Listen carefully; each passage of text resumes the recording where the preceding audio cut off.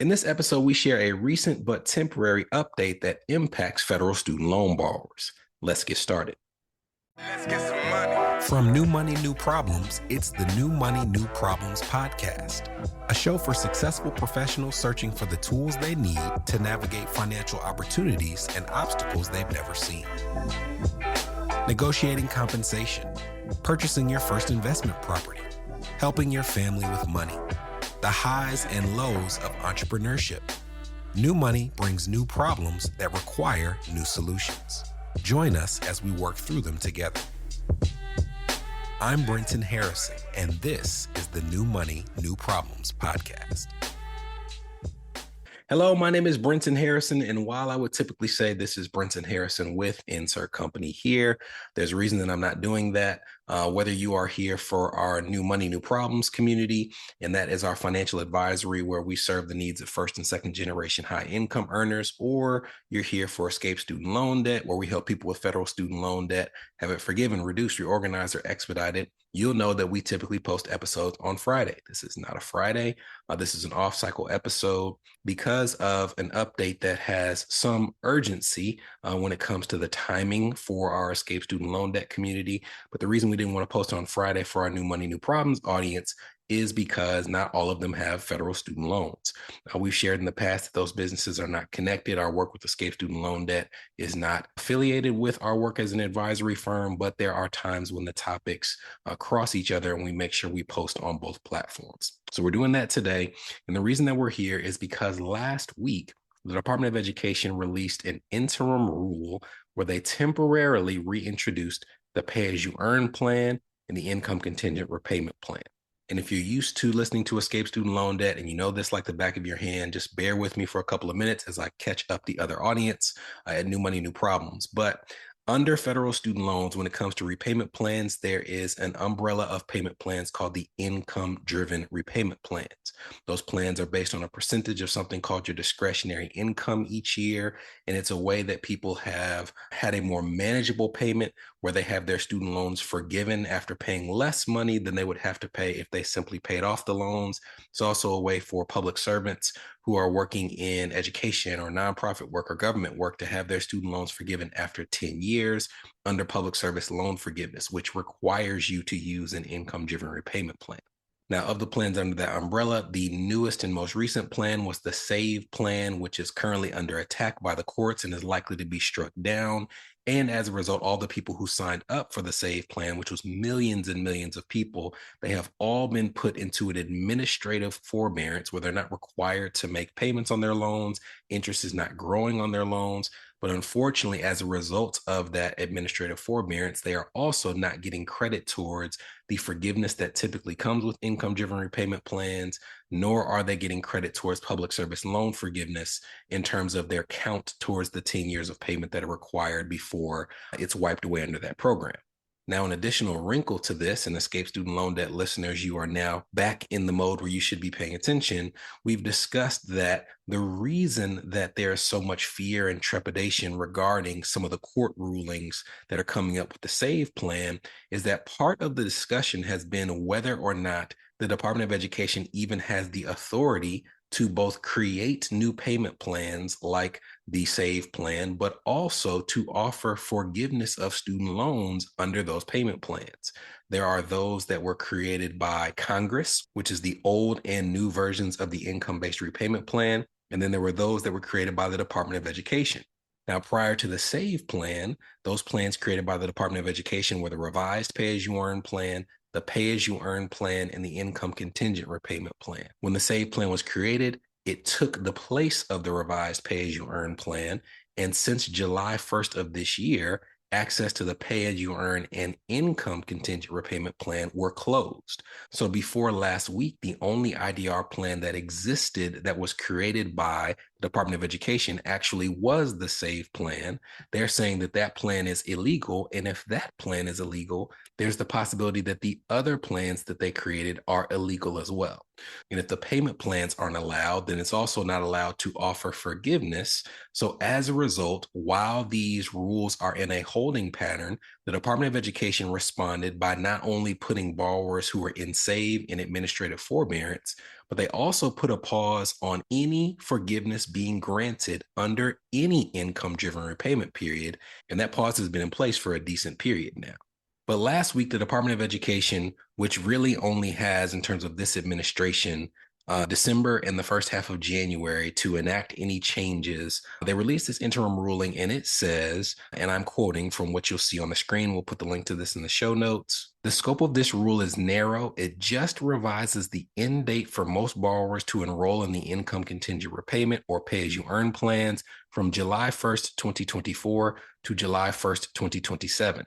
This time-limited change to eligibility restrictions that went into effect on July 1st, 2024 will allow the department to meet its statutory obligations while it undertakes the necessary administrative changes to make its repayment plans that would otherwise be available for borrowers compliant with the terms of an injunction from the U.S. Court of Appeals for the Eighth Circuit, end quote. What that basically means is the department is arguing that they have the obligation to offer these plans, but the only way that they can do so in light of the recent court ruling is, instead of offering forgiveness under SAVE, to do so by resuming processing forgiveness for those who are using the income-based repayment plan, and also reopening two plans that they just closed, those plans being pay-as-you-earn and income contingent repayment. Now, it's important to keep in mind that the Trump administration has the ability, when they come into office, to just reverse this and say, no, you can't reopen the pay-as-you-earn plan, and no, you can't reopen the income contingent repayment plan.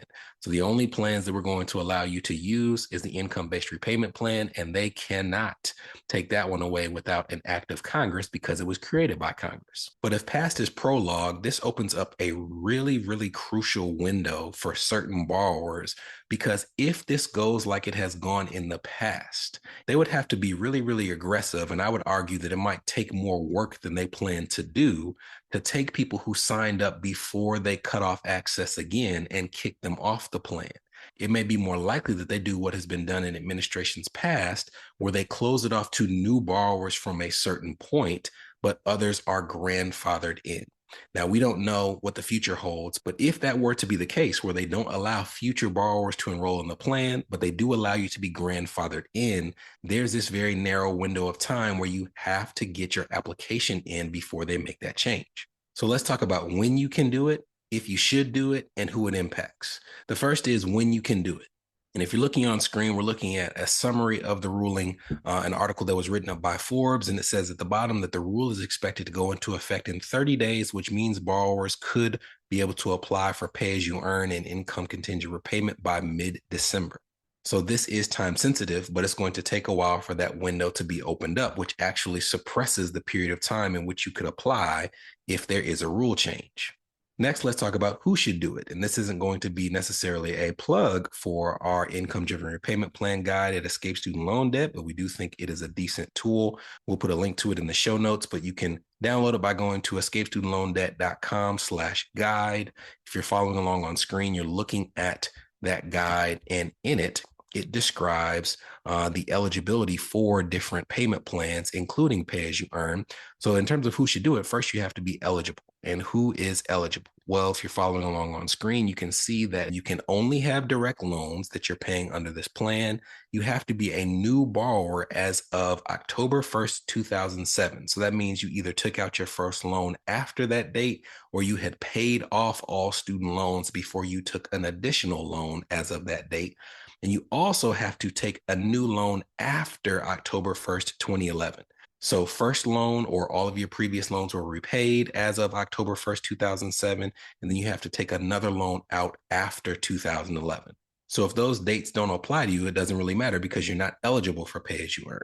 But here's this important wrinkle. We've talked about the fact that the other camp of income-driven repayment plans, those created by Congress, are the old IBR and new IBR.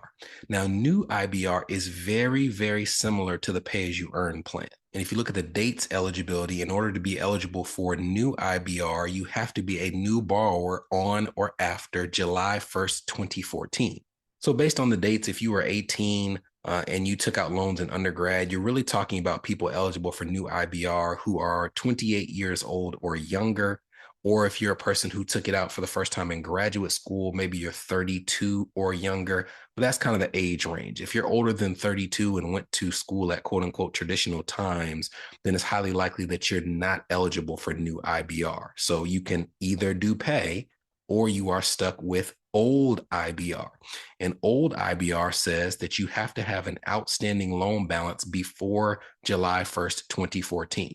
So if you're in the camp of borrowers where you are eligible for both pay as you earn and old IBR, this is that tension point where you have to make a decision of, if I'm on the save plan, that plan is toast. So if and when they do away with that plan, I'm either going to be left with, if it's still available, the pay as you earn plan or the old income-based repayment plan. Why is that such a big deal? Well, it's a big deal because the old income-based repayment plan has a significantly higher payment than the pay-as-you-earn plan. Let's look at an example. Going down to the calculator at the bottom of this guide, which you can use to input your family size, your adjusted gross income, your loan balance, your interest rate, and it will calculate the payment that you would make under the various income-driven repayment plans. Let's assume that we have a family of 4 with an adjusted gross income of $150,000 and a student loan balance collectively of $250,000. We're not even going to talk about the save plans because those are due to go away. But under the pay-as-you-earn plan or the new income-based repayment plan, the household payment towards student loans in this scenario for a family of $150,000 would be $860 a month. However, if you're not eligible for new IBR, or if you don't sign up for the pay plan in time and you're stuck with the old version of income-based repayment, instead of $860 a month, this family would have to pay $1,290 per month towards their loans. And if you're not eligible for pay as you earn or new income-based repayment, and that's the only choice that you have, then it is what it is. But if you're a part of that group of people that's in your mid 30s to early 40s and you are eligible for the pay as you earn plan, this limited window for which you could apply is crucial, because if they close off this limited period in which you can apply for pay when the new administration takes over, you not only could have lost the opportunity to save hundreds of dollars per month towards your student loans, but also if you look at the time that you have to pay these loans until they're forgiven, you could shave 5 years off of your repayment period by signing up before the door is closed on pay as you earn. Now, that's a lot to consider, and there have been other updates in recent weeks when it comes to federal student loans. And another reason that we're doing this episode off cycle is because we've just decided, we've gotten so many questions about this, that we're going to do another State of Student Loans webinar. So as we've done in the past, a webinar where we say, hey, for $19, come listen, and we'll not only answer all the questions that you have about student loans, but we'll bring up information and share updates that you might not be aware of. If you're wondering why we charge for these things, to be quite frank, when we make it free, nobody shows up, but when people have to pay for it, they tend to show up. So there's some value in the fact that you value what you pay for. So we'll make it a nominal fee, but it will be something that we offer for our audiences so that we can share as much as we know about things that can help you get those student loans forgiven, reduced, reorganized, and expedited. So if you're not already on our email list, you can, on the Escape Student Loan Debt platform, sign up at escapestudentloandebt.com. On the New Money, New Problems platform, you can sign up at newmoneynewproblems.com/subscribe. We will, of course, announce the date of that webinar on these platforms. But if you're on our email list, that'll be the first place that you go, and we will make sure that we have that information to you in the coming days. Talk to you soon. From New Money, New Problems, this was the New Money, New Problems podcast, a show for successful professionals searching for the tools they need to navigate financial opportunities and obstacles they've never seen.